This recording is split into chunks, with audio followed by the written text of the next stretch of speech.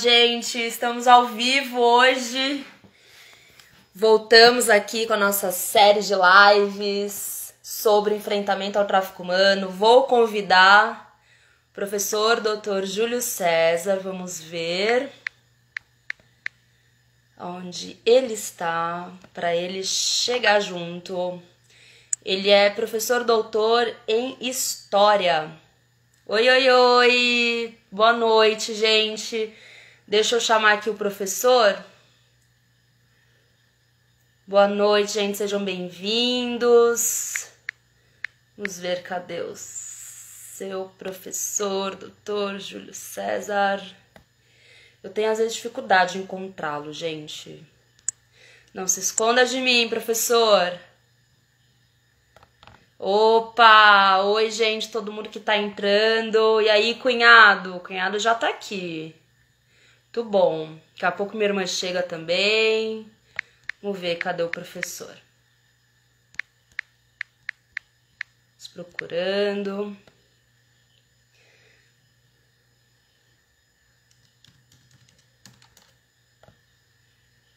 Vamos ver. Não consigo achar ele, gente.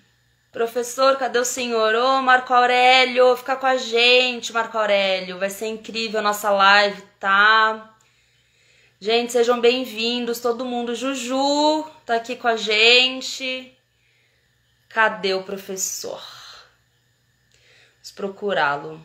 Gente, hoje a gente vai ter uma live que é a continuação da live da semana passada, né? Eu tive alguns problemas técnicos semana passada, por isso que a gente, infelizmente, não conseguiu dar sequência, mas o professor Júlio César, de uma maneira extremamente benevolente, querida, ele topou estar com a gente hoje para falar sobre tráfico humano, né?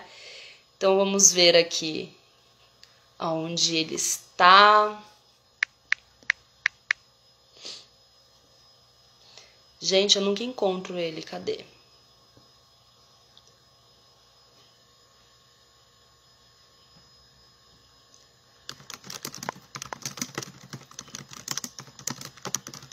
Gente, quem tiver dúvida, pode ir mandando, tá bom? No chat, a gente vai conversando. É uma conversa horizontal com o professor. Ele é, assim, super conhecedor. Nossa, eu tô vendo aqui meus cabelinhos aqui. Cadê? Falando com ele aqui no Instagram, gente, pra chamar ele. Fiquem aqui comigo. Tá?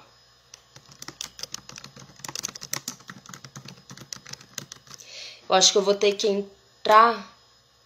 Ah, já sei o que eu vou fazer, gente. Deixa eu ver se eu consigo mandar pra ele no chat. Convite. Vamos ver... Ah, professor, pronto. Cadê? Ele não tá me vendo, eu não tô vendo ele, gente. Volta aqui, professor.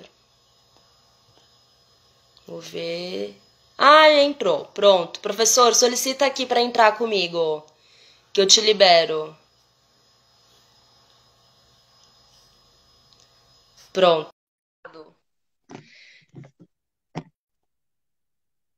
Gente, tô apoiando meu celular aqui no computador. Espero que ele não despenque no meio da live.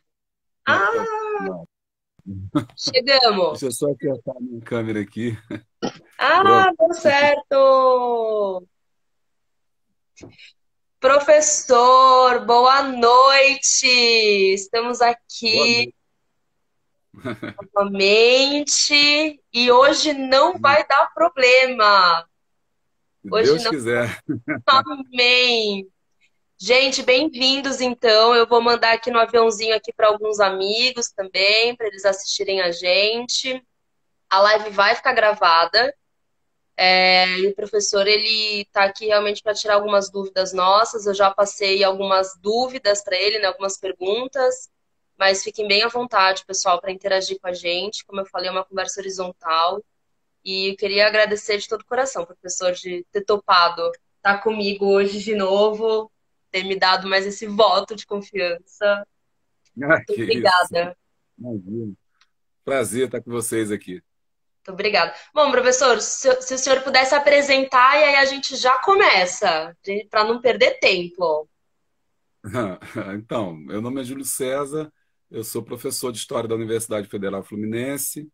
Minha formação acadêmica é que eu sou doutor em História da Ciência da Saúde pela Fiocruz, sou graduado em História pela UERJ e mestre em História pela UFRJ, mestre em História Social.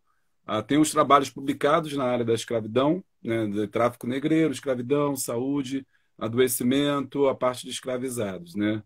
E também eu também estou, né, no caso, pastoreando uma congregação também, sou protestante, sou evangélico, protestante e, enfim, eu tenho procurado falar nessa área, né, trabalhar com essa área de escravidão, e eu fico feliz em poder ter sido convidado para poder falar sobre um tema, né, sobre a escravidão no passado, sobre tráfico humano, sobre esses temas que eu acho que são muito importantes para a gente compreender, né, o Brasil e a situação de hoje. Embora sejam diferentes, né, elas guardam algumas questões que são muito parecidas, muito similares. Perfeito, professor. Então, se a gente fizer um panorama, né, eu quero fazer um panorama para o nosso público, que talvez não tenha acesso, né, a todas as informações, mas no mundo estima-se, a ONU estima que tem entre 40 e 50 milhões de pessoas em situação análoga à escravidão, né? Inclusive, essa palavra análoga é um comentário que eu gostaria que o senhor desse, porque hoje a gente fala da escravidão contemporânea e da situação análoga à escravidão. A gente não usa, né, escravidão. Então, até se o senhor puder trazer para a gente qual que é o impacto dessa palavra, né? Se é correto, se não é, porque no jurídico é correto, a gente precisa usar. Mas se a gente for ver no nu e cru, não é correto, né? Então, se o senhor puder trazer aí um pouquinho do impacto da palavra, que muitas pessoas já me perguntaram, mas por que é análogo à escravidão se é escravidão? Então, só para dar um pontinho. Outra coisa, gente, que é importante vocês saberem, né? Tráfico humano, ele é o terceiro crime organizado que mais cresce no mundo, gerando em torno de 32 bilhões de dólares para o crime organizado. Ele está presente em todos os países, né? Todos os países do mundo, infelizmente, têm relatos, tem registros de tráfico humano, seja na modalidade que for, tanto o trabalho análogo à escravidão, como a exploração sexual, a adoção ilegal, medicância forçada, enfim. Então, professor, já pegando a primeira pergunta, né, da palavra análoga à escravidão, se o senhor também puder fazer para a gente uma vinculação histórica, né, de como a gente chegou nos dias atuais, eu acho que vai ser bem enriquecedor. Então, o que acontece? A escravidão, né, ela é tão antiga, como eu estava falando na live anterior, ela é tão antiga quanto o homem, né? No momento que ele começa a diferenciar o seu grupo étnico, né, do outro grupo, seja ele qual for, né, da sua etnia diferente, ou seja, nós estamos aqui nesse grupo, nós somos de grupo étnico X, e aqueles atrás daquela montanha, eu estou remontando aqui a 200 mil anos atrás, né? Momento em que o homem começa, ele passa deixa de ser sedentário, deixa de ser um nômade e passa a ser um sedentário, que ele passa já a domesticar os animais e se fixa à terra. Ele começa também, ali no caso, a ter suas próprias mulheres, as mulheres pertencem a um grupo, e isso dá a eles uma identidade que é formada através dos mitos, dos conhecimentos, da língua, né, das práticas comuns. E ele começa a se diferenciar do outro grupo, né, que é diferente dele, ou seja, por etnia, enfim. E aí ele começa a ter contatos de guerra, de combate com outro grupo. E a partir daí, desse momento, o desenvolvimento desses combates, até para a sobrevivência desse próprio grupo, né, do meu grupo ou do nosso grupo, a gente acaba entrando em conflito com outro grupo, e aqueles que são vencidos, né, eles acabam se tornando escravizados na nossa sociedade, no nosso grupo. Porque a gente descobre aqui que eu posso usar trabalho, eu posso usar a pessoa, um ser humano, para trabalhar para mim, porque se eu usar uma pessoa para trabalhar para mim, para a nossa sociedade, eu vou ter um outro grupo da minha sociedade, do meu grupo, do meu núcleo, que não vai trabalhar. Isso chama-se divisão social do trabalho, né? Que é quando o momento em que a gente começou passamos de ser todos camponeses, todos nós camponeses, e começamos a dividir as tarefas. Alguns vão estar nos templos, são os religiosos, outros vão estar no exército e outros vão fazer serviço burocrático. Porém, para ter esses três grupos, serviço burocrático, religioso, né, e exército, é preciso que uma massa trabalhe. E aí não é vantajoso para a gente colocar nosso próprio povo para trabalhar. A gente precisa de um povo estrangeiro para poder trabalhar. Então, desde que o homem começou a se entender, né, e começou a se organizar enquanto sociedade, ele começou a escravidão, ele começou a escravizar o outro. Né? E isso é uma questão interessante, Sônia, porque está intrínseco ao ser humano essa ideia de usar o outro, de escravizar o outro, e também uma questão muito interessante, ele não se vê como igual. Quando a gente olha para essas sociedades antigas, a gente pensa assim, não, mas esse grupo étnico, por exemplo, a África, né, está vizinho a outro grupo étnico, né, eles não são africanos, por que eles estão se escravizando? Eles não se veem como os africanos, não se viam como africanos, eles se viam como grupos étnicos diferenciados. E se é um grupo diferente do meu, eu posso escravizá-lo. Então, isso é, e até hoje, agora fazendo um paralelo com os dias atuais, depois a gente vai e volta um pouquinho, mas qualquer coisa é só deixar o comentário e perguntar. Hoje, por que existe ainda a escravidão? Porque ainda existe a escravidão moderna, né? Porque ainda existe tráfico humano? Porque as pessoas não se veem como iguais. O ser humano ele olha o outro e sempre o observa do ponto de vista da desigualdade, de que o outro é inferior. E se ele é inferior, eu posso escravizar. Então, a gente chama em história, né, que a gente diz que isso é humano, a gente fala que isso é humano, está na nossa mentalidade, está na longa duração, isso é humano. Essa é a percepção de que eu posso utilizar do outro, usar o outro, que ele não é igual a mim. E essa comparação é interessante porque ela é sempre negativa, no sentido do que falta no outro. Então eu escravizo o outro porque uma desculpa que eu dou é porque ele não sabe plantar, então eu posso escravizar. Ou então é porque ele tem um Deus diferente, não tem o meu Deus, eu posso escravizar. Ou então porque ele é branco, eu posso escravizar. Ou porque ele é preto, ou porque ele é mulher, enfim. Qualquer coisa é usada como desculpa, o ser humano usa isso para poder se valer da escravidão, no intuito de sempre, isso é muito interessante, sempre se valer da força de trabalho, seja ela qual for. E isso não mudou. Ainda hoje a escravidão moderna, ela se faz ao cerne da escravidão antiga, que era se basear, né, se valer da força de trabalho de outro ser humano, porque eles não se viam, porque justamente, né, não tem essa visão de que o outro é ser humano. Sim. Roberto da Costa e Silva ele fala falando ainda sobre escravidão, ele fala que um segundo aspecto dela é que precisa de arrancá-la do seu solo. A escravidão ela nunca se fortaleceu em locais onde você não consegue desarraigar a pessoa da sua comunidade. Portanto, para você transformar alguém em escravo ou escravizado, que é o termo moderno que se usa hoje em dia, você precisa arrancá-lo do seu solo, você precisa tirá-lo do seu meio, você precisa cortar os laços sociais dele, para que ele, uma vez desarraigado do seu solo, do seu pertencimento, enfim, do local onde ele habita, ele se sinta fragilizado e, uma vez fragilizado, ele possa ser subjugado por mim e usado. As sociedades antigas, elas sempre usaram desse artifício que a gente chama, né, de cativeiro. Sim. Né? A gente tem vários exemplos, inclusive nas escrituras, sobre cativeiro. O Israel viveu em cativeiro dentro do Egito durante 400 e poucos anos. E é um modo clássico de mostrar o que eu falei aqui. Um povo subjuga o outro e usa esse povo como força de trabalho. Né? Depois, mais tarde, você tem o cativeiro babilônico.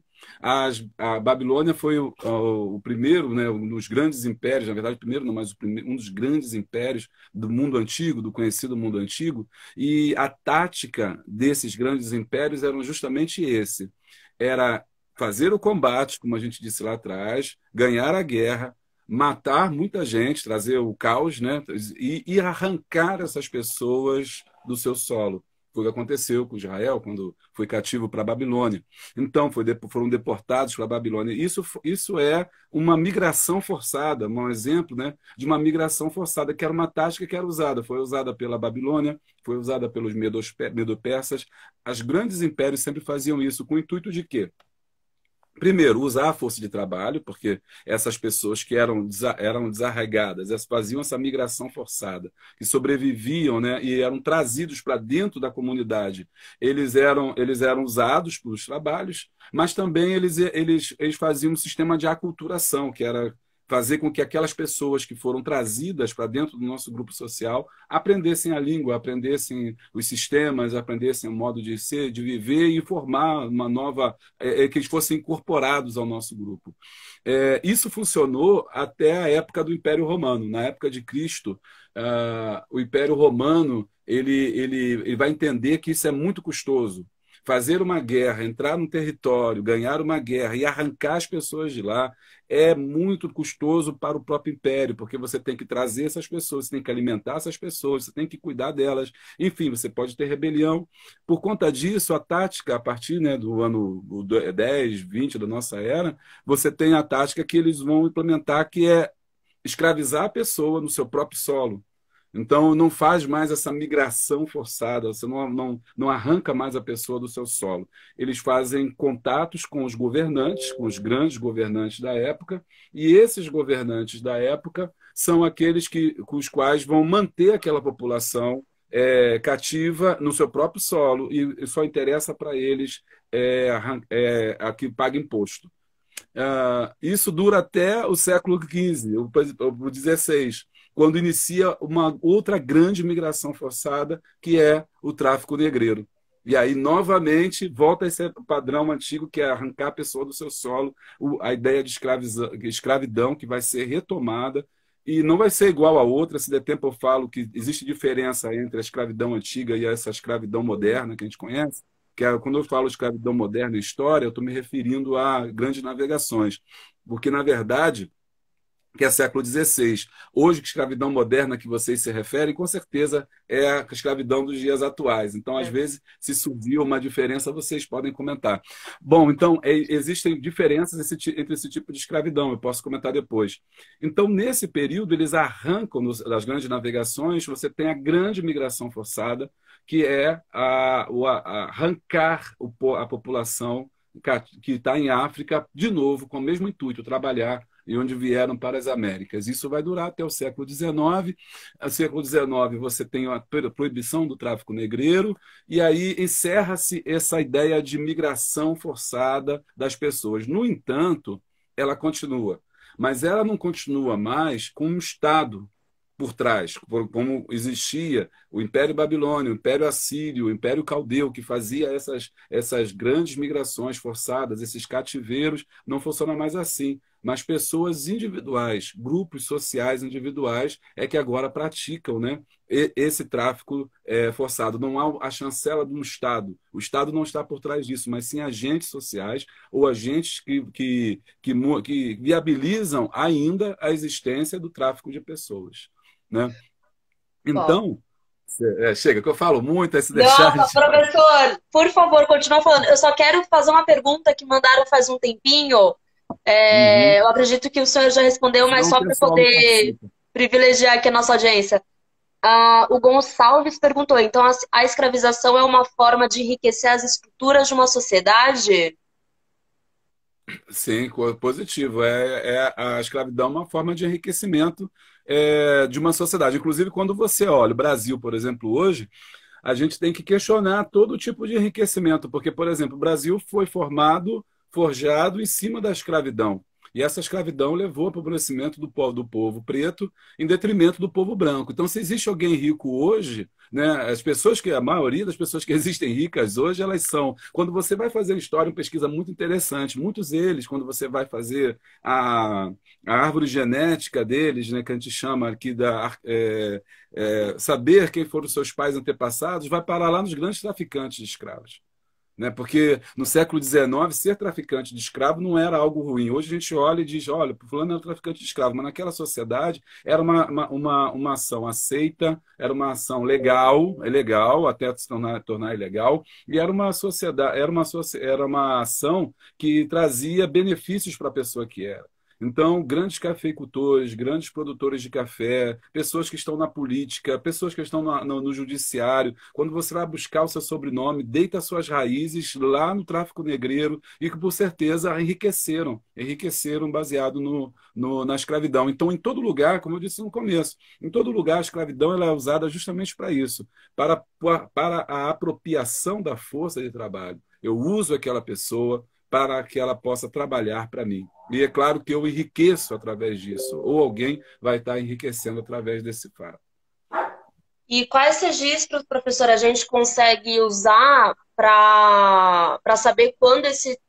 Não, não só quando, né? Porque a gente sabe que quando os colonizadores vieram aqui para o Brasil e realmente começaram a exploração com os povos originários, a gente já começa aí a estruturar, né, um Brasil com raízes de tráfico humano, né? Posteriormente, Uhum. esses mesmos colonizadores vão para a África e sequestram, né, os povos de lá e trazem aqui para o Brasil. Mas quais registros a gente pode usar como uma referência? Né? Registros históricos mesmo, como documentos ou como, enfim, coisas que sejam mais Ah, a gente palpáveis. Então, a gente tem muito. Fizeram uma pergunta interessante pela internet. Se dá para rapidinho, só para não perder, alguém perguntou se pode fazer pesquisa da árvore genealógica pela internet. Pode. Você tem um site dos Mormons, onde você tem, por exemplo, os Mormons, eles acreditam que a salvação não é somente individual, mas é uma salvação por sangue. Uma vez que eles são americanos, enfim, tem toda uma questão de sangue aí, então eles acreditam que não é só me salvar, eu preciso salvar os meus antepassados. E por conta disso, há uma necessidade de saber quem são os antepassados. Então, o que, que eles fazem? Eles procuram registro dos seus antepassados. E eles fazem, então, montam árvores genealógicas. Para montar as árvores genealógicas, eles recorrem aos documentos que a Suane estava falando, que eu vou chegar nessa pergunta que ela fez. Esses documentos são os documentos paroquiais, que estão aonde? Que estão nas igrejas católicas. As Uhum. igrejas católicas do século XIX eram um local onde as pessoas, onde ele registrava a morte, registrava o batismo, o casamento, enfim, as principais áreas, as principais cortes sociais da vida humana. Então, tudo era feito nas igrejas. Então, as igrejas guardam esses livros. Então, os mormons recorrem a esses livros, né, de batismo de 1808, 1700 e pouco. O que você imaginar, você tem registro para pessoas brancas. Para pessoas brancas. Quem é branco, você vai encontrar o registro disso. E depois eu vou explicar por que pretos não vão conseguir formar a sua linha.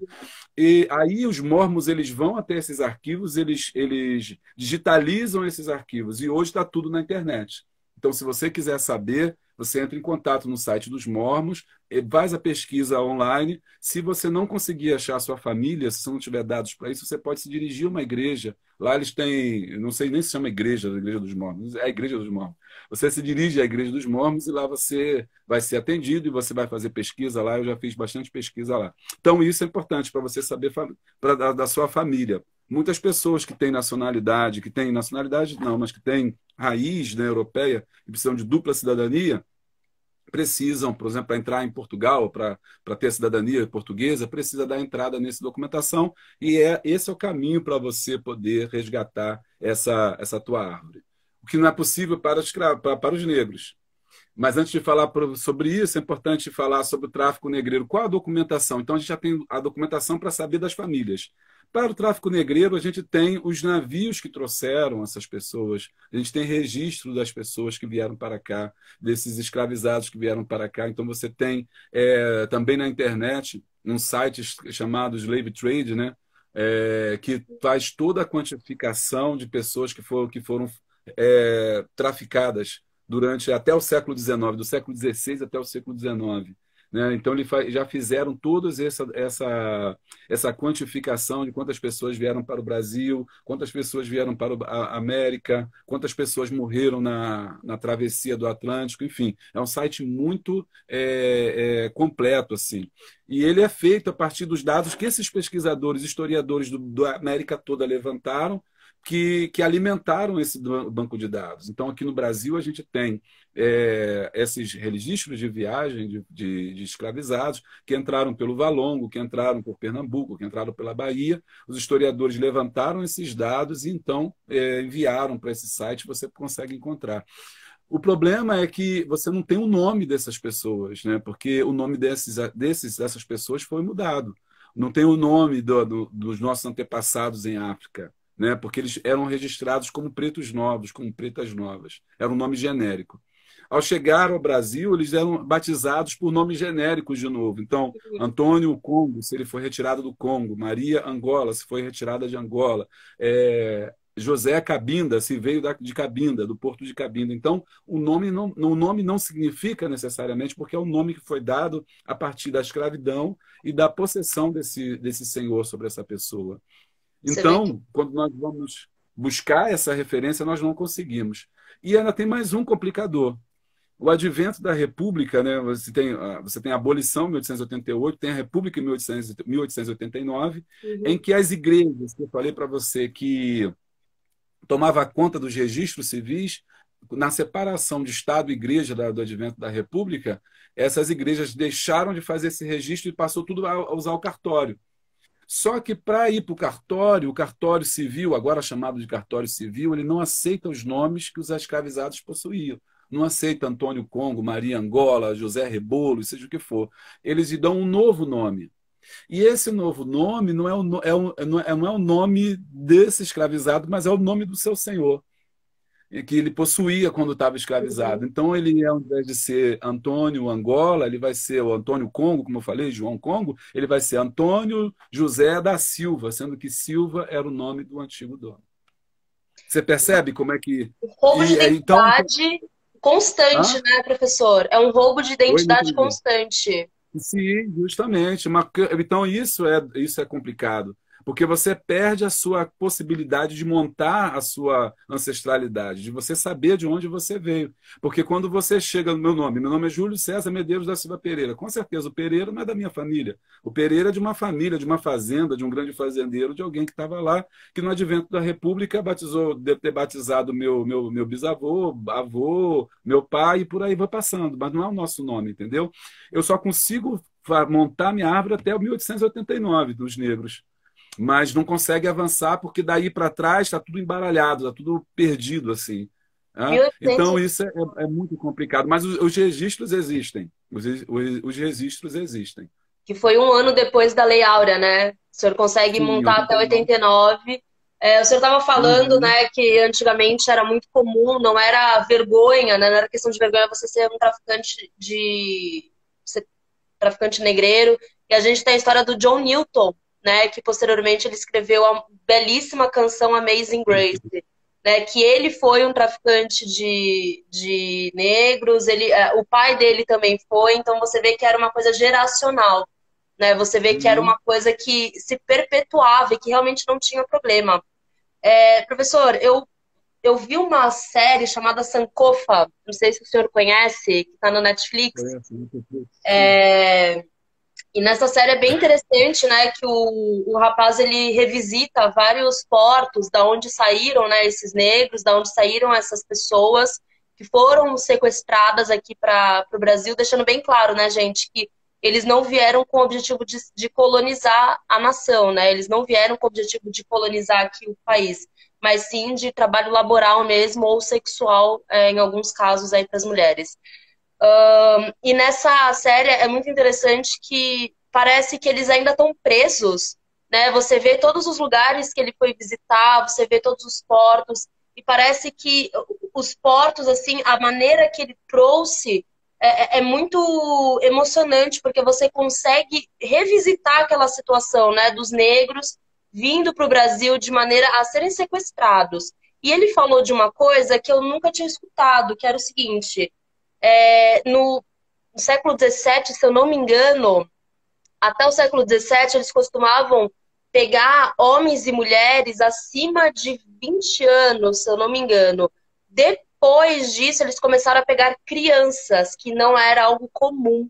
Então, eu queria que o senhor falasse um pouco disso pra gente, até esclarecer, porque para mim ficou um pouco vago. Nossa, mas crianças, né? Qual que é a ligação de depois, né, no último século, até a abolição da escravatura aqui no Brasil, eles começarem a pegar crianças, né? Qual que era o objetivo? Por que que mudou? Vai mudar pelo seguinte: tem dois fatores importantes do tráfico negreiro, são muito interessantes de se analisar. As mulheres e as crianças são dois fatores interessantes. Vou falar das crianças, se der tempo falando das mulheres. As crianças, elas começam a ser mais frequentes no tráfico negreiro no final do período do século XIX, né? Você sabe que o tráfico negreiro vai até 1850, com a Lei Eusébio de Queiroz, que proíbe o tráfico negreiro, no século XIX, ou seja, até a primeira metade do século XIX. Mas desde o começo da primeira parte do século XIX, existe uma pressão da Inglaterra, e até o Amazing Grace, né, mostra esse contexto da pressão da Inglaterra pelo final do tráfico negreiro, a abolição do tráfico negreiro, como consegue em 1850, enfim. Mas nós temos ali, então, nesse período, uma diferença. No começo do tráfico negreiro, os reinos africanos, e não só os reinos africanos, porque não são apenas os reinos africanos que estão vendendo pessoas. Existem traficantes que estão no solo, são chamados de pombeiros. Então, são traficantes que estão em solo africano. São portugueses, franceses, ingleses, dinamarqueses, que são agenciadores, são aqueles que estão no solo africano, é como se fosse um avançado. Ali ele compra pessoas nos mercados que ele encontra, mercados de pessoas. Então, nesse período, como o tráfico ainda era muito difícil das vilas entenderem, dos próprios africanos entenderem o que estava acontecendo, como é que estava acontecendo, porque, como eu disse, a escravidão ela sempre aconteceu, mas agora ela era diferente. A escravidão antiga existia dentro dela uma noção de honra, uma noção muito diferente da escravidão moderna, que eu chamo que é a escravidão do século XV, XVI, XVII até o XIX. Né? Porque nesse mundo antigo, ser escravo, porque, por exemplo, quando tinha esse combate, matava todo mundo, só sobreviviam os melhores aos olhos daqueles que venceram. Então, se você está numa vila e você sucumbiu diante de uma guerra e você sobreviveu, você vê isso como uma honra, porque você poderia ter sido morto. E a sua vida passa a pertencer àquela pessoa que poderia me matar, mas não matou. A minha vida pertence àquela pessoa. Então, e quando eu sou. E eu era honrado também, porque não era uma ideia de usar o outro como uma coisa, chamada de processo de coisificação do ser. Não existia coisificação do ser.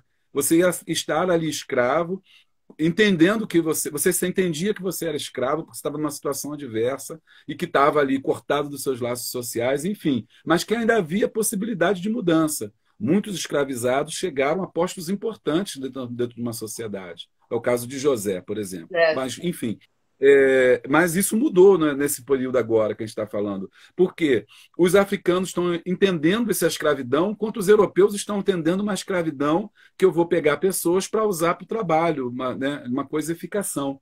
Então, isso é muito diferente. E nesse período que eles ainda estão entendendo o que está acontecendo, fica muito mais fácil deles serem comprados, roubados, manipulados, serem agredidos, serem forçados e arrancados da sua pátria. Então, você tem mais homens, você tem pessoas mais fortes para o trabalho. A oferta é maior, porque ainda se entendendo o que está acontecendo. Só que chega um período, no século XIX, que não tem mais homens para vender. Porque você já vendeu tantas pessoas, você já vendeu tantos reinos antigos que são seus inimigos ou têm conflito com você, que não tem mais ninguém para você poder, a não ser quem? Crianças. E aí as crianças entram nesse processo por falta de mão de obra de pessoas mais velhas. Tá? Agora, só que a questão é a seguinte: o mais cruel também é que não é dito que é vendido criança.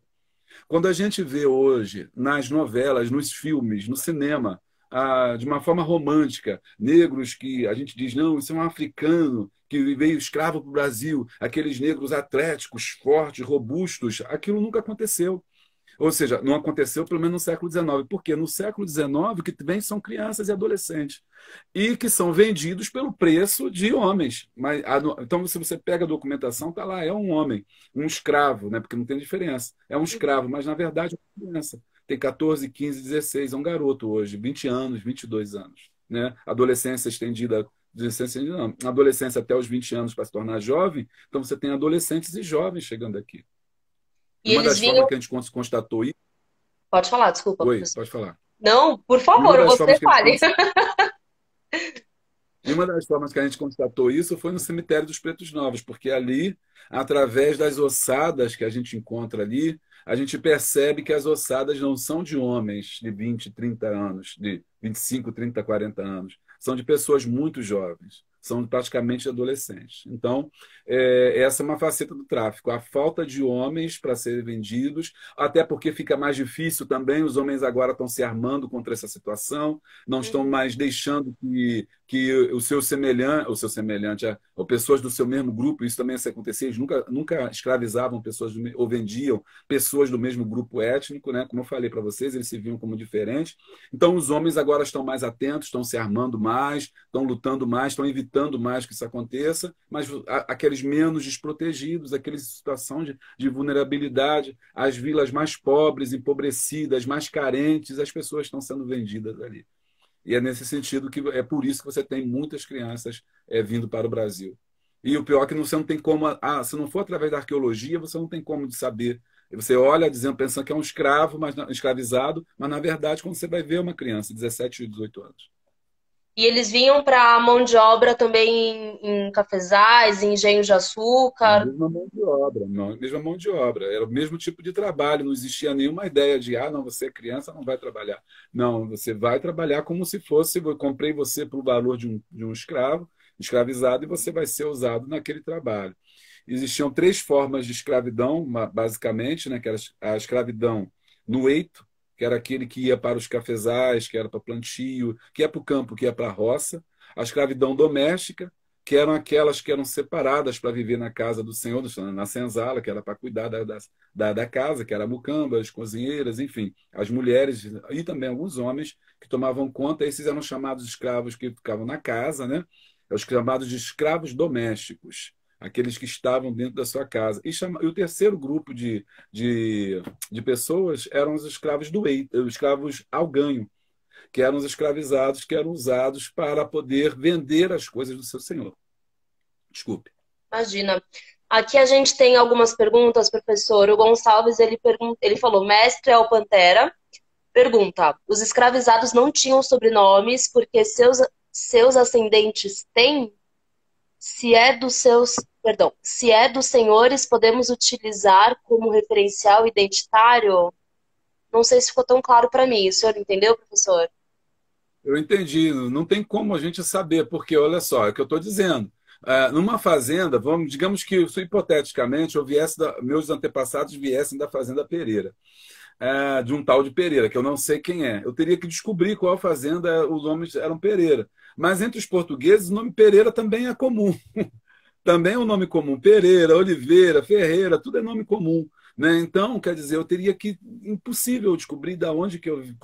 Qual fazenda Pereira que meus passados. E mesmo porque eles, escravizados, eram vendidos e revendidos o tempo todo. Então, o nome para nós é difícil a gente recuperar. A única forma de nós montarmos isso é através da genética, através de um exame genético que você pode recuperar a sua genealogia. Agora, através da história, através de fontes, a nossa possibilidade de encontrar fica muito, muito, muito difícil. Aqui o Gonçalves também ele comentou que gostaria de escutar. Gonçalves, Oi? só dá ele aí, né? Gonçalves aqui, fãzão, super interagindo. É meu orientando lá na UF, lá. Ele te adora, hein? Gostaria de ouvir sobre como era vista a morte e os casamentos.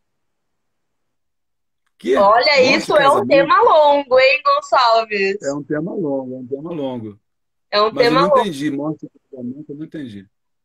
A relação de morte e casamento? Não sei também. Se você puder, Gonçalves, deixar aqui um pouco mais claro, mas. Cadê? Foi. Professor, eu li um livro chamado Circuito do Feminicídio, e a autora, ela relata um pouco de como que foi, né, esse processo da chegada dos colonos aqui, dos colonizadores aqui no Brasil, e relata um pouco Uhum. da vida da mulher portuguesa, né, que é pouco falada. Ela comenta que essas mulheres, elas eram órfãs de guerra, né, se casavam com esses colonizadores e chegando ao Brasil, elas também tinham uma vida de exploração. Se o senhor puder comentar um pouco para a gente, dar uma aprofundada, porque eu achei muito interessante. E o livro, ele traz mesmo, ele instiga a gente a pensar nessas mulheres que pouco são faladas, né? A gente só sabe que elas eram, por exemplo, tinham ciúmes das escravas, porque os esposos, né, eles, enfim, estupravam as escravas, enfim, acabava gerando alguns conflitos internos. Mas se o senhor puder aprofundar, eu acho que é interessante a gente conhecer. Olha, de uma forma geral, as mulheres elas tinham uma vida muito difícil, né? As mulheres tinham uma vida muito difícil. No caso das mulheres brancas, as mulheres negras muito mais. Mas as mulheres brancas também possuem uma vida muito difícil porque a gente está fundado, nossa sociedade é fundada dentro do patriarcado, né? A ideia de pater-família, o que funda a nossa sociedade, o que funda, nós somos latinos, então que a gente bebe da cultura dos romanos, a cultura romana, e essa cultura romana se baseia aí no pater-família, ou seja, que o poder do pai, do chefe da família, né, ele é soberano, ele é autoritário, ele é tudo, né? E ele, inclusive, ele tem poder para dispor sobre a morte das pessoas da sua família, né? É por isso que até os escravos podem morrer nas mãos deles, porque eles têm esse poder. E as mulheres, elas são vistas como não pessoas nesse sentido. Não têm direito à cidadania, elas não têm direito a voto, elas não têm direito à voz, elas não têm direito a uma série de coisas. Inclusive, no caso das mulheres brancas, né, existia um ditado que dizia que as mulheres brancas não serviam serviam para casar, mas não serviam para ter relacionamento, né? Por isso elas eram preteridas em relação ao sexo, inclusive porque elas eram proibidas de ter prazer. Porque se você casasse com uma mulher, né, digamos que estejamos nessa chamada boa sociedade, e você se casa com uma mulher e ela tem prazer sexual, ela chega ao orgasmo, isso é um mau sinal, isso é um péssimo sinal. Isso é um sinal de que ela não é uma mulher para casar, é uma mulher para se aproveitar, como dizia. Então, as mulheres elas precisavam ser recatadas, ou seja, serem comportadas. Estou falando do padrão que eles imaginavam, né? Que eles visualizam, que eles pensam. A mulher tem que ser recatada, doméstica e do lar, que ficou famoso aí, né? Essa ideia era essa a ideia do século XIV, XV, XIX. Essa é a mulher para casar, que se dizia isso. Eu cheguei a pegar um pouco as mais antigos falando essa mulher é mulher para casar, e essa mulher não é para mulher para casar. E isso vem dessa mentalidade machista, em que a mulher é vista como a criadora dos filhos. Tem uma figura muito interessante do Debré que mostra isso, né? A figura do Debré que mostra o homem na frente, com a mulher atrás, os filhos e lá atrás os escravizados. Ali ele pintou um retrato da sociedade brasileira, os escravizados lá embaixo, depois vem as crianças, depois vem a mulher, e lá em cima, no topo, né, da cadeia alimentar, Homem estão os branco. homens. O Homem homem branco, branco. né, ali, Agora, isso não quer dizer que as mulheres não tenham tido, porque também a gente não pode esquecer que, mesmo assim, mesmo elas tendo sido aparentemente silenciadas, existiam mulheres que conseguiam se sobressair, existiam mulheres que burlavam a norma, por exemplo. Então, a gente pode imaginar que se essas mulheres não têm prazer, não têm orgasmo, a vida sexual delas pertence ao marido, que elas são mulheres castas e que nunca traíram seus maridos.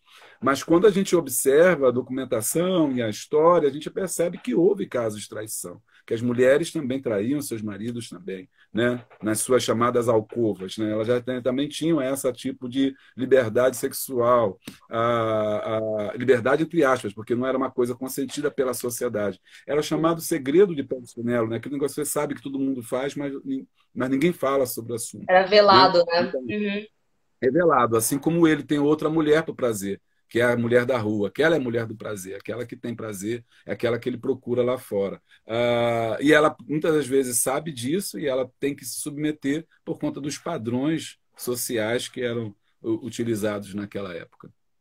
E que, coincidentemente ou não, a gente vê isso muito presente na sociedade atual, né, professor? E não precisamos ir muito longe, né? Aqui no Brasil a gente tem muito isso. O Gonçalves aqui, maravilhoso, super interagindo com a gente. Ele explicou o melhor para aqui, ó. Vamos lá.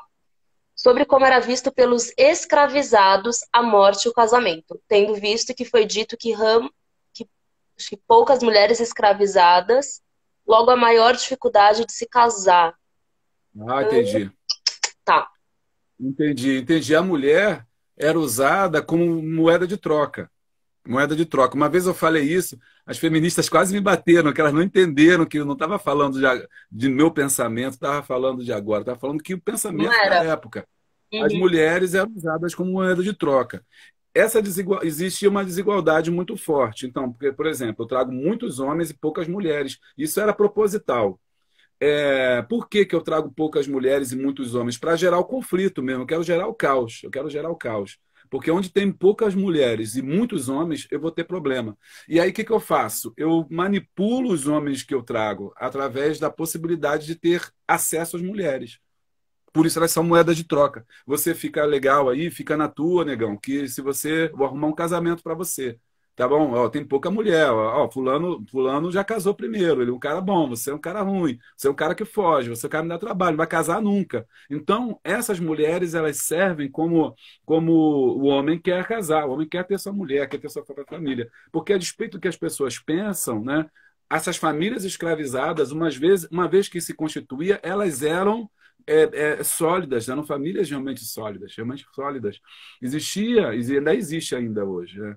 Um preconceito muito grande em relação ao corpo da mulher negra e do homem negro. Então, aos olhos dos brancos, eles eram promíscuos. Os escravizados eram políticos. A família deles é promíscua, tem filho pra caramba. Essa mulher anda desse jeito. Então, a mulher negra anda desse jeito, né? Ela tem bunda grande, ela tem peito grande. Então, ela está procurando isso mesmo. Eu vou lá e vou usar e vou. Então, eles achavam que ela não era promíscua, mas elas não eram. Elas eram geralmente famílias que duravam muito tempo casadas ali direitinho, né? Então, o que acontece?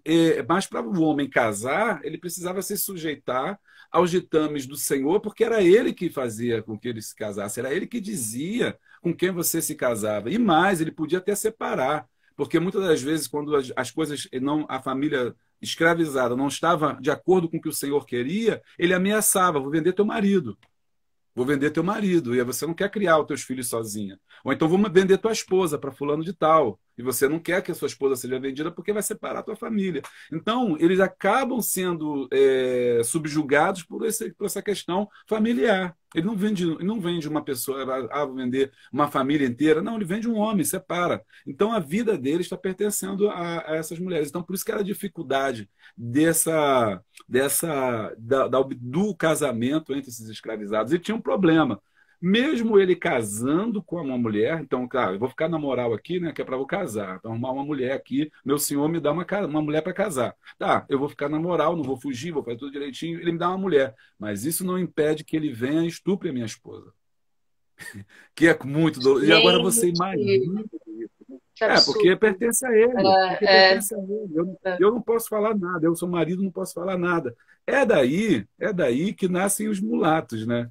É daí que você tem os feitores. Os feitores são filhos do Senhor, que não são reconhecidos. Eles são chamados filhos ilegítimos. Então, quando você tem Hum, numa fazenda morenos, que vai aparecendo pessoas mulatas, morenas, né? Mulato vem na verdade, de mula, enfim, mas se usa o termo comum. Então, os morenos, os mulatos, cruzamento de branco com preto. Então, você sabe que aqueles não são filhos do escravo, são filhos do Senhor. Mas só que ninguém podia falar nada, então ele ia crescer. Esse menino, essa menina, ele não ia para o eito, porque ele não é poeta, porque ele não é um escravo como os outros. uhum. Mas ele também não fica em casa grande, porque ele não é filha da senhora. E a senhora não aceita ele na casa dele, porque ela sabe que ele é filho do marido dela. E ele vive, então, aonde? Entre a senzala e a casa grande. É aquele que faz o trabalho sujo para o seu filho. Ele sabe que ele é o pai, que o Senhor é o pai dele, mas ele não pode falar, não pode expor isso, né?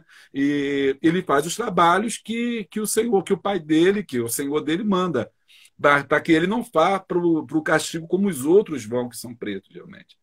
Né? Olha que família complicada, como era difícil a vida da escravidão, como era cruel essa vida de escravidão, né? Muito difícil. Agora, nas fazendas aonde havia essa desigualdade de gênero, muitos homens e poucas mulheres, que era uma prática, também havia muita rebelião. Muita rebelião. Porque esses escravizados todos se sujeitavam a essa historinha de, ó, fica na moral que eu vou te dar. E aí tinha fuga, tinha morte, tinha assassinato, tinha muito problema, justamente por conta disso, porque eles não viam a possibilidade de ter acesso a uma esposa. Para a escravidão, sim, pode falar. Não, Pode professor, falar. é igual o Bruno falou aqui, a gente pode ficar 3 horas, 2 horas aqui escutando o senhor. Não quero te interromper. Vai, segue o barco, vai falando. E aí essa escravidão, ela tem a escravidão, ela não se impõe apenas pela força, né? A escravidão, ela não se pode, você não pode impor a ninguém a escravidão apenas pela força. A escravidão tem que ter um aparelho mental, tem que ter uma intimidação, tem que ter um aparato psicológico naquilo. Porque se você não tiver isso, você não consegue escravizar a pessoa. Porque ela se mata, ela é uma forma de negar. Então você tem muito suicídio, né? Você tem muito suicídio. Você tem muita mãe matando os filhos. Muita mãe matando os filhos. Você tem muita mulher se matando também quando está grávida, porque ela não quer gerar aquele filho que ela sabe que não é dela. Você tem muito homem se matando. O suicídio entre brancos e negros sempre foi diferente. Desde a época da escravidão, sempre os negros se suicidam mais. Que é uma forma de negar a escravidão. Porque se o meu corpo pertence a outra pessoa, é uma grande contradição, né? Porque eu tenho poder sobre o meu corpo. O poder da morte é o poder que me pertence, que a mim cabe. Né? Então eu tenho o poder de me matar, porque eu não sou uma coisa. Então, se você comprou e investiu dinheiro em mim, na hora que eu me mato, eu frustro todos os seus sonhos, todos os seus projetos. Eu tenho poder sobre a minha vida. Então, acho que o suicídio ele era muito frequente.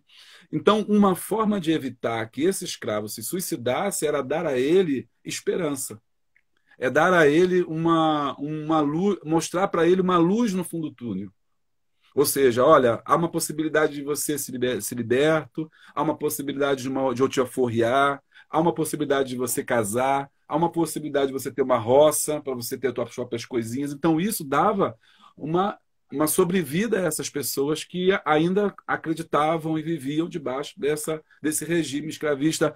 Por isso, você vai ver pessoas que, quando são aforreadas, também compram escravos, também escravizam os outros. Né? Você tem casos de pessoas que se libertaram e escravizaram outras pessoas, por quê? Como eu disse, isso está dentro do ser humano, infelizmente. Esse é um mal que o humano carrega dentro dele. Essa mentalidade escravagista, né? Já é uma coisa que é desde que o mundo é mundo. Tá dentro do homem.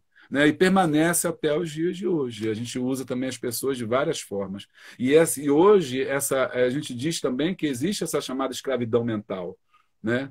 Que é uma forma de escravidão, é dizer que a pessoa não consegue, que ela não vai ter, que ela não vai conseguir. Quantas pessoas estão escravizadas através desse processo? Você fica comigo, se você não ficar comigo, você não vai ser mais de ninguém, ou você não vai ser ninguém sem mim, você depende de mim, né? Se você não existe sem mim, então você é obrigado a ficar comigo. Então, existe essa forma, e essa forma de escravidão mental se dá através da mente, da possibilidade de dizer para a pessoa que você não vai conseguir estudar, você não vai conseguir emprego, você não tem casa em outro lugar, você não tem possibilidade de crescer. Né? Então, a pessoa acaba acreditando nisso e sendo escrava.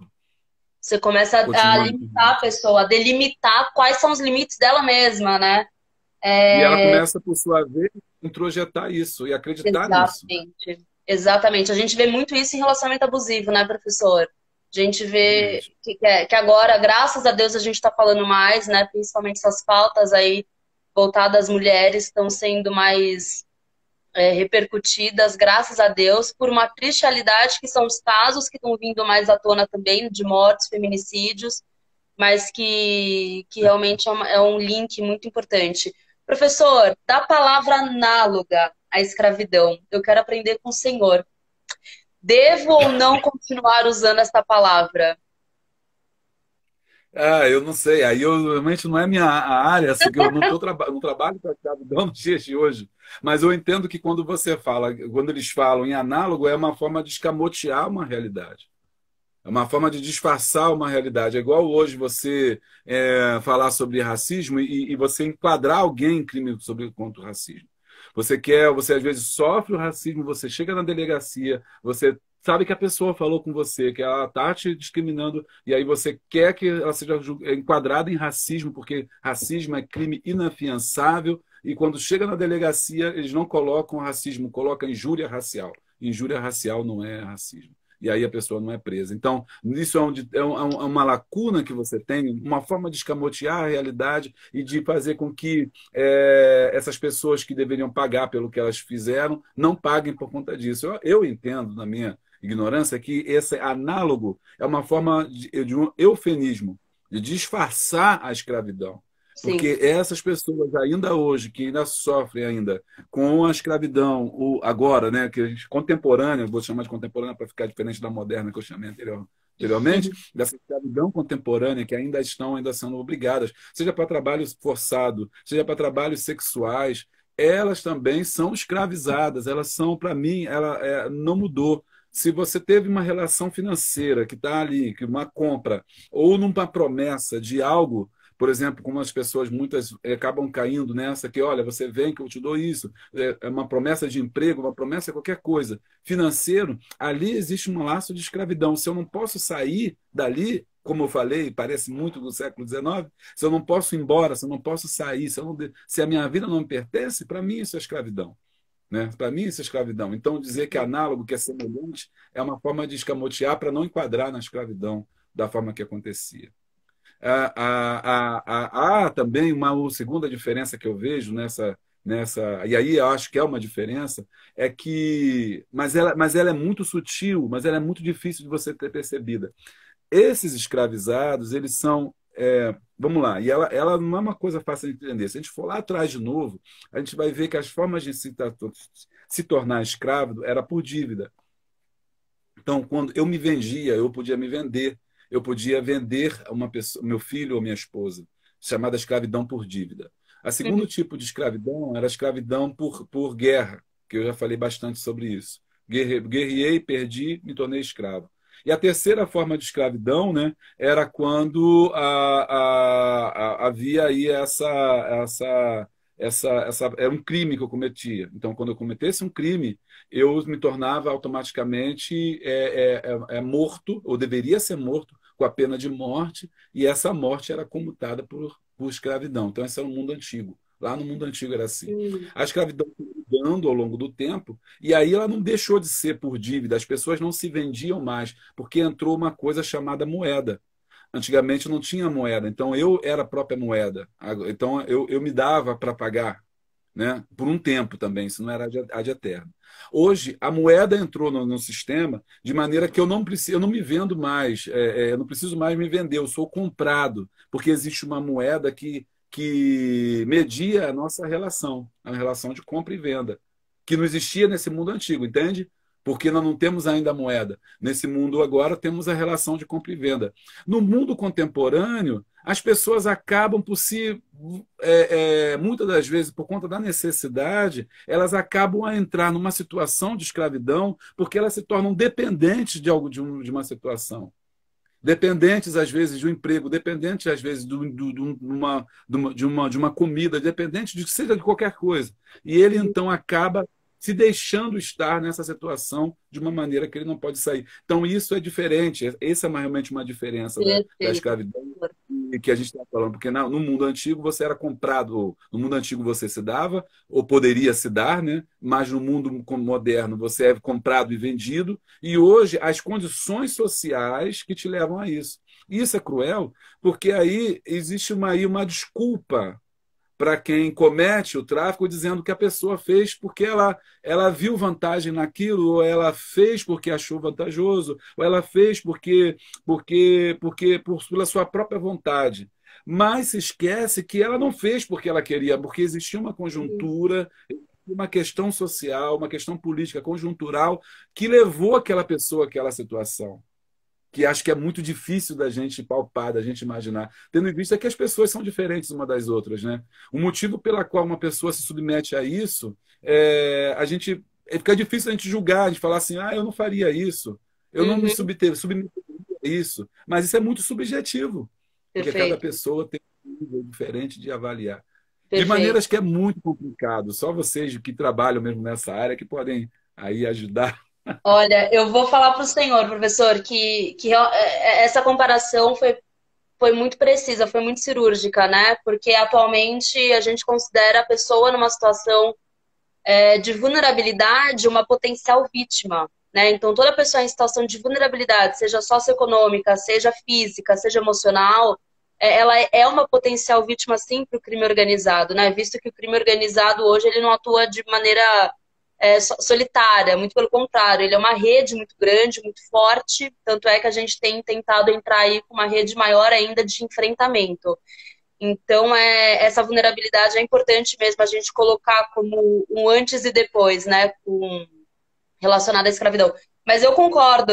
Essa palavra análoga à escravidão eu realmente uso por questões jurídicas, mas eu também não sou a favor, porque é uma forma de velar um crime, de velar uma situação que acontece e de minimizar muitas vezes, né? Porque quando você coloca o análogo, dá a entender que, é um pouco, mas não é, né? É um pouco Não é escravidão, mas tão assim, né? Não é tão é, assim.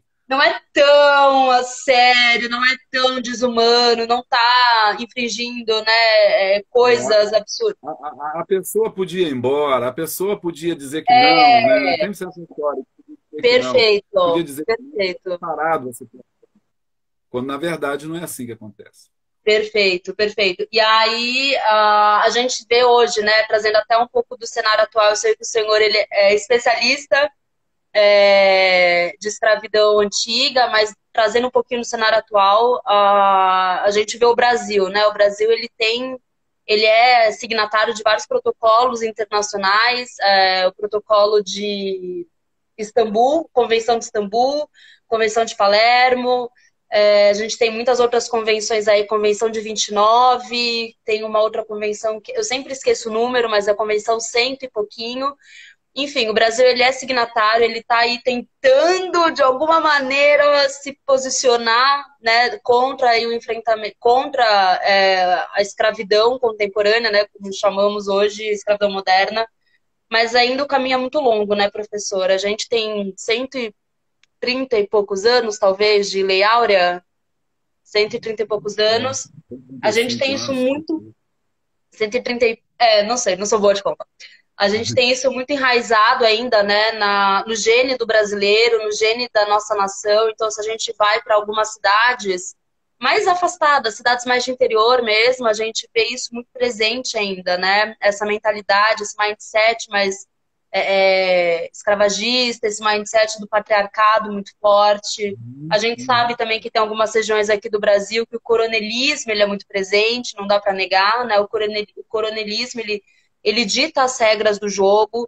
Então, quando a gente entra como movimento, como pessoa, como, enfim, a sociedade, né, de enfrentamento ao tráfico humano, a gente não tem abertura, pelo contrário, rola perseguição e perseguição pesada. Então, nos dias atuais, a gente não pode achar que vivemos só porque temos a Lei Áurea, né?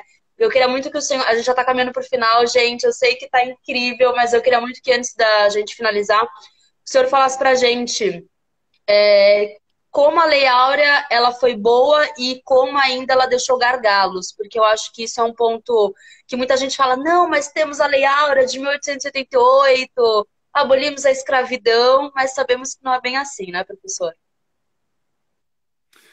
A Lei Áurea, ela tem, eu vejo assim, né? Ela tem o seu valor, mas ela tem as suas limitações, né? Ela tem as suas limitações. Primeiro eu vou falar das limitações. A gente sabe das limitações. As limitações que ela tem é que ela não integrou esse negro à sociedade, né? Ele não foi integrado.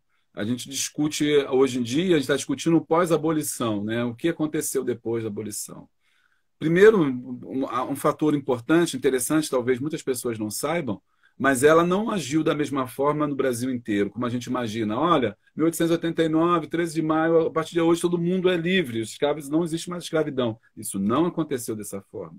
Por exemplo, em Santo Antônio de Pádua, onde eu trabalho, né, o Adilson deve saber disso aí, eu devo ter comentado com ele, nós encontramos indícios de pessoas que em 1890 95 ainda eram escravizadas. Ainda eram escravizadas. Então, no interior, essa ideia da liberdade não chegou dessa forma. Muitas pessoas, ainda mais onde as pessoas não liam, Ainda mais onde as pessoas não eram letradas, não tinham o mínimo contato com a urbanidade. Então, esse é um primeiro aspecto. O segundo aspecto é que havia também, por outro lado, uma parcela da população desses escravizados que já não eram mais escravos. Também, como é que isso é interessante, né? Tem muitos, depois da escravidão, que permanecem escravos sem saber que eram livres, e tem outros que não eram mais escravizados. Mas o fato é que essa lei jogou essa população sem inseri-la na sociedade através da educação do trabalho por conta da imigração que vai vir depois, em 90, né? A imigração italiana, a imigração europeia com força que vai vir para o campo, enfim. É a primeira questão, o escravizado ele perde esse espaço. E o segundo, da questão da educação. Até 1889, até 1994, se não me engano, era proibido pessoas negras em salas de aula. Muitos pais, eles não deixavam que seus filhos participassem de uma sala, de uma turma, onde tivesse uma pessoa negra, já que a gente não tem mais escravo. Então, você vê que essa população ficou alijada. E até hoje a desigualdade é muito grande, mas é histórica, entre homens brancos e homens pretos. Então, você tem você tem a questão habitacional, eles estão segregados ainda, eles estão segregados nas comunidades, nas favelas, nas grandes ou nas periferias. Quando a gente sai do Rio de Janeiro, a gente observa isso. Aqui é nas favelas, fora do Rio de Janeiro, São Paulo, nas grandes metrópoles estão nas periferias, estão segregados, estão separados. A questão educacional, porque não foi dado a eles a possibilidade de estudar. E uma vez que não tem possibilidade de estudar, também não tem uma possibilidade de ter uma renda maior para a sua família.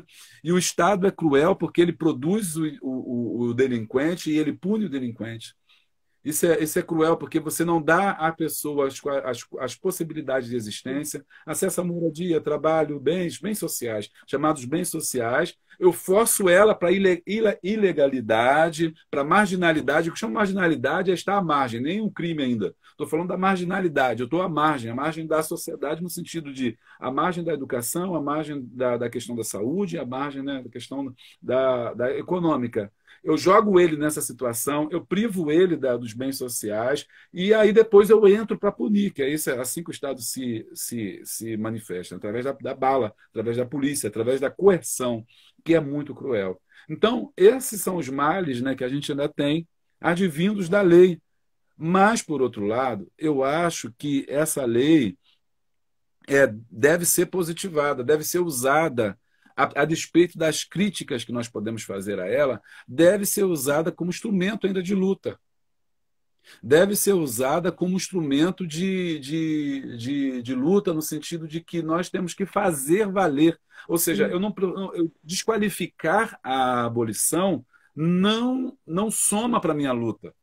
Não soma para a minha luta. Eu tenho que usar essa abolição para reivindicar, através dela, acesso a tudo que me foi negado.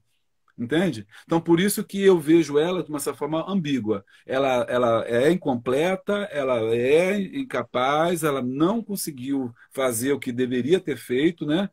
Mas também ela é uma lei importante para que eu possa me colocar na sociedade, usá-la como instrumento de luta e de requerer o que está escrito. É a mesma coisa de você receber um bilhete premiado, você tem um bilhete premiado, e aí você descobre que aquele bilhete premiado, quando você vai sacar, enfim, você não tem direito, você aconteceu um problema, e, enfim, você não vai conseguir sacar.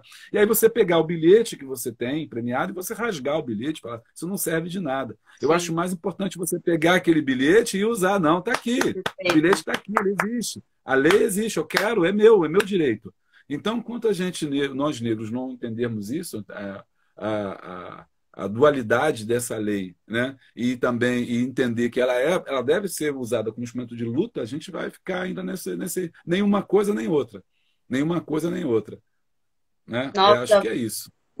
Professor, tá, o pessoal que já me mandaram um WhatsApp falando super bem da sua live, as pessoas estão escrevendo aqui também da live maravilhosa, a aula, né? Porque o senhor realmente é um professor, né? Gente, ele é professor, ele é pastor, ele é doutor, ele é pai, ele é avô, ele é um abolicionista, né?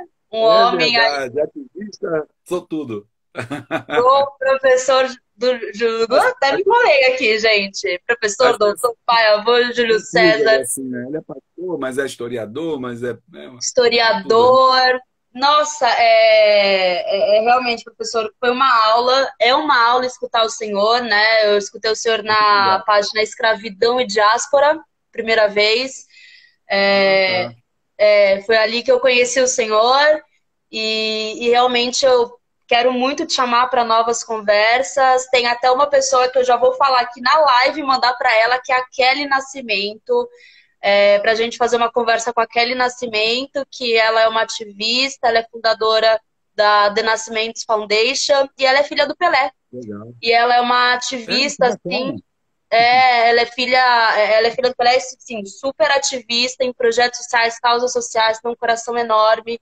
Eu acho que vai ser muito rico a gente ter uma conversa com ela também. Tem muita gente que tá pipocando aqui na minha cabeça que eu já quero fazer conexão, fazer live com o senhor, e trazer esse tema, né, professor, para a realidade, porque não tem como falar, gente. Eu sempre falo, né, quando eu começo as palestras, aulas e tal, não tem como falar de escravidão sem falar de racismo, sem falar do passado, sem falar de como o país ele foi estruturado, como a gente foi prisioneiro, né? E como a gente ainda é prisioneiro dessa mentalidade patriarcal, dessa mentalidade escravagista. A gente precisa, sim, combater, e combater como? Falando, Misógino, né? se posicionando, né? Os brancos, nós brancos, a gente tem que se posicionar, né? A gente não tem que só se encher de conhecimento, a gente tem que se posicionar, né? A gente tem que entender que a gente está numa luta junto, né? Junto com as pessoas pretas, né? Que agora não pode falar negra, agora é preta, né? Então, por Não é que não favor, me pode, é corrija, que não professor. é. Não, não é que não pode. Dependendo do lugar que você tiver, vai ser. É uma questão política. Preto ou negro é uma questão política. Tá. Então, olha, sempre aprendendo, gente. Então a gente precisa somar forças porque é ser humano, o ser humano é um só, né? A cor do nosso sangue é a mesma.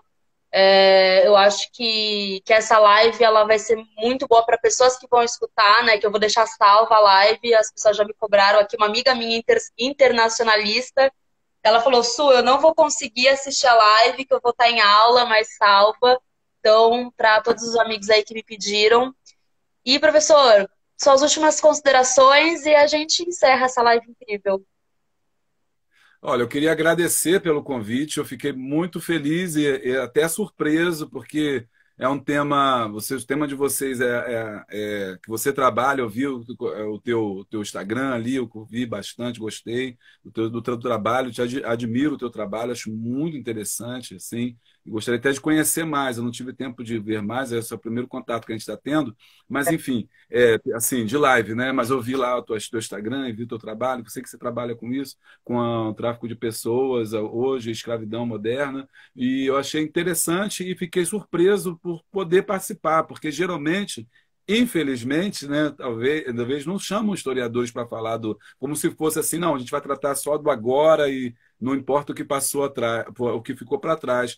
E aí eu achei legal você ter me chamado, porque é importante, eu acho importante fazer essa conexão, né? E ninguém sabe tudo, por exemplo, eu sei muito não, sei um pouco do que aconteceu no passado, mas eu não sei nada do que está acontecendo agora, da escravidão hoje. Eu preciso aprender, preciso me atualizar. E acho que isso é legal pela essa troca, né? Que a gente vai trocando informações, a gente vai se juntando nossas forças, né? A gente vai conectando, fazendo conexões e vamos ficando mais fortes. Que é a luta que a gente continua, né? Afinal de contas, a escravidão permanece, ela continua ainda aí, né? Perfeito, Muito professor. obrigado pelo convite mesmo. Muito obrigado. Ao Pantera que estava aí, todo o pessoal que veio com a gente aí na live aí também, pessoal que perguntou, O Bru, então, que está com a gente, eu também quero agradecer por ter ouvido um pouquinho.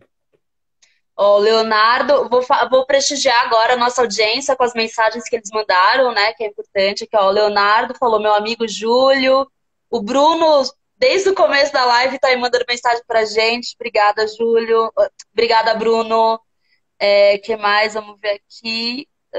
A Clara pergunta. Vai, Clarinha, vai ficar salva a live. O Success Factory 777 falou: maravilha de vida, tenho orgulho de estar aqui. Tina Cohen, não sei, eu acho que deve ser amiga sua. A Justice Evangelist é Kelly Nascimento. Deixa eu ver aqui. Tamires, muito obrigada, Suane, professor, pela live incrível. Foi extremamente proveitoso. Poderia ouvir a noite toda. Eu também, gente. Eu também. Eu vou grudar nesse homem. A gente vai fazer mais live ainda. O Success comentou: o direito de ser negro com dignidade. Que aula. Ele é um ser humano. Ele é ser humano, Tina. Aí o Bruno falou, que live, gente, que live, obrigada, Sônia, mais uma live maravilhosa, obrigada, professor, vocês são uma bênção. Então, a gente está aqui com várias mensagens de gratidão, professor, ao Senhor. Que E bom, que legal. muito obrigada, Gonçalves, também, que assim, super, super interagindo com a gente, foi incrível, gente. Vou Ele é deixar uma salva a benção. live. A gente vai se Tá bom. despedir por hoje, mas em breve teremos mais lives com o professor, doutor Júlio César. Sigam ele, gente. Sigam ele no Instagram. Prestigiem também o conteúdo dele, o trabalho dele, né? Que é importante a gente ter pessoas sérias, né? A gente está gerando engajamento para pessoas que são sérias, que estão gerando conteúdo de qualidade. É isso, professor. Beijo para vocês. Beijo, professor. Fiquem com Deus. Até a próxima. Até a Obrigado pelo próxima. convite.